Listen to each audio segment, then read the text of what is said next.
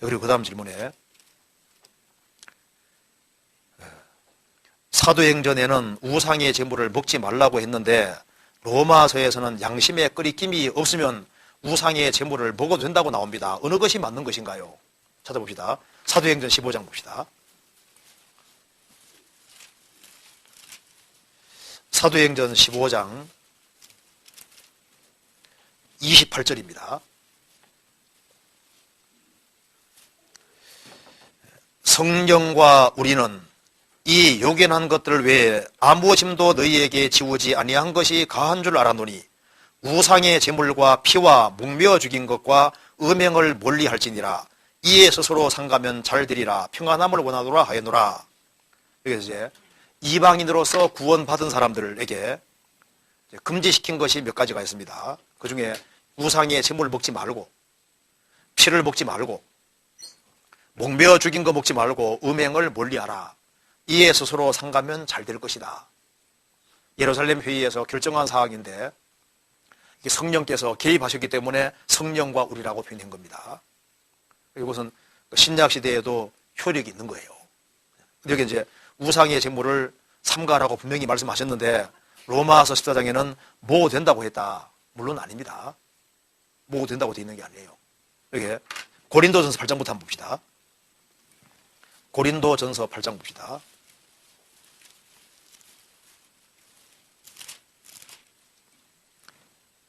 8장 1절입니다. 우상의 제물에 대하여는 우리가 다 지식이 있는 줄 아나 지식은 교만하게 하며 사랑은 덕을 세우나니 만일 누구든지 무엇을 아는 줄로 생각하면 아직도 마땅히 할 것을 알지 못하는 것이요 또 누구든지 하나님을 사랑하면 이 사람은 하나님의 아시는 바 되었느니라.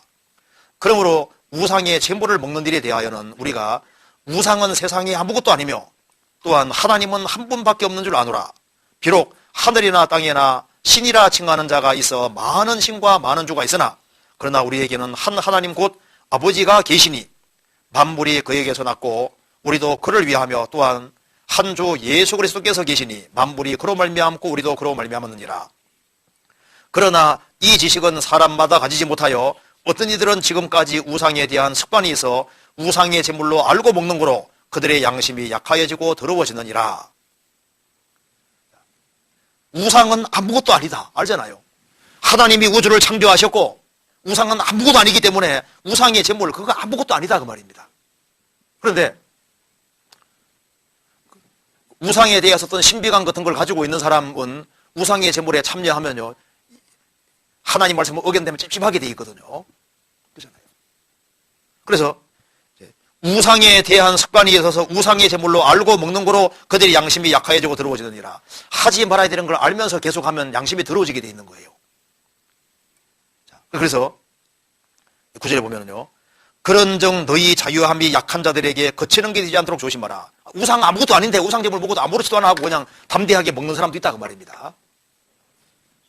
그런데 우상의 제물을 먹는 그 사람은 아무렇지도 않게 먹었는데 신앙 약한 사람 보면 우상의 제물을 먹네 하고 문제가 될 거 아니에요.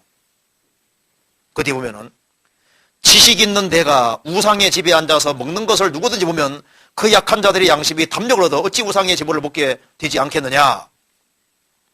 그러면 내 지식으로 그 약한 자가 멸망하나니 그는 그리스도께서 위하여 죽으시는 게 아니라 너는 지식이 있어서 우상은 아무것도 아니라고 생각하고 먹었는데 그로 인해서 신앙이 약한 형제는 그렇게 하면 안 되는데 하는데 꺼리낌을 가지고서 제물을 먹었다 그 말입니다. 그럼 그 사람 양심이 더러워지고 신앙이 망치게 될 때 너는 지식은 있었는데 사랑은 없지 않았느냐.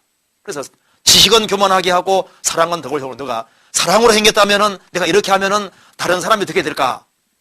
그것까지 생각하고 행동해야 되는데 그렇게 생각하지 않아서 그래서 다른 형제가 십족하게 되고 신앙이 약하게 되면은 너가 하나님 앞에 죄를 짓는 것이 아니냐. 그래서 12절에 이같이 너희가 형제에게 죄를 지어 그 약한 양심을 상하게 하는 것이 곧 그리스도에게 죄를 짓는 것이니라. 그러므로 만일 식물이 내 형제로 실족케 하면 나는 영원히 고기를 먹지 아니하여 내 형제를 실족하게 하리라. 무슨 말이냐면 우상이 제물 이렇게 먹지 말라는 얘기인 겁니다. 우상이 아무것도 아닌 것은 맞지만은 그렇지만은 신앙적으로 여러 부류의 사람이 있기 때문에 그걸 덕을 세우기 위해서라도 안 먹는 것이 현명하고 좋은 것이라고 얘기를 하고 있는 겁니다. 신앙 분량 차이가 다 있기 때문에 우상은 아무것도 아니야. 제물 아무것도 아니야. 하고 먹는 사람이 있지만은 근데 그건 지식이고 그로 인해서 다른 사람들은 그게 문제가 될 수 있다 그 말입니다. 그러니까 이게 먹지 말라는 얘기인 거예요. 로마서도 보시겠습니다. 로마서 14장 보시겠습니다.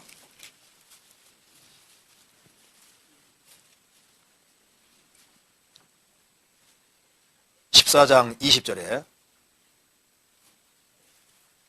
같이 읽어보겠습니다.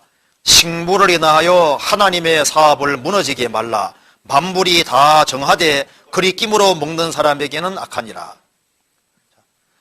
식물을 인하여, 음식물로 인하여 하나님의 사업을 무너지게 말라. 만물이 다 정하되 그리 끼므로 먹는 사람에게는 악하니라. 이게 무슨 말이냐 하면은 이제 레위기 11장에 나와 있는 먹어야 되고 먹지 말아야 되는 그 문제 있잖아요. 그 문제가 예수님이 오시고 십자가 죽으시고 부활하신 이후에는 그게 해방이 된 겁니다. 그렇기 때문에 돼지고기 먹어도 괜찮고 소고기 먹어도 괜찮고 이제 먹어도 괜찮거든요.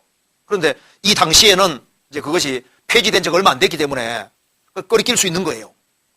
그래서 이제 교회 안에서 성경에서 이제 예수님 오시고 난 이후에는 만물이 다 정하다 그랬고 먹어도 괜찮다고 용감 먹는 사람 있는가 하면은 그걸 또 먹는다고 해서 판단하는 사람 여러 사람이 있었던 겁니다.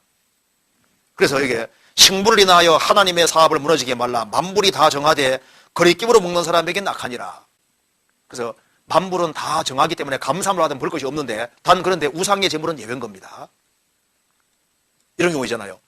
고린도 교회에서는 고린도 지역에서는 우상에게 드려지고 이제 짐승을 내놓는 경우가 많았습니다. 그러니까 이 짐승이 이제 제사 드려지고 나왔는지 안 나왔는지 알 수가 없는 거예요. 그러니까 시장에서 파는 것은 묻지 말고 먹으라고 돼 있잖아요.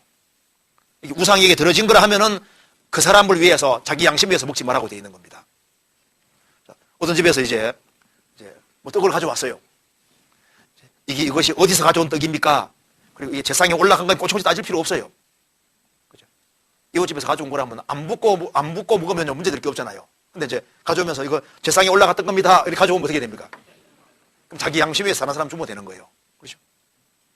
그래서 모르고 먹을 때는 문제될 게 없는 거거든요. 근데 알고는 그렇게 하지 말라고 돼 있는 거예요. 그러니까 여기에 우상의 제물은 성경에서 먹지 말라고 돼 있는 거예요.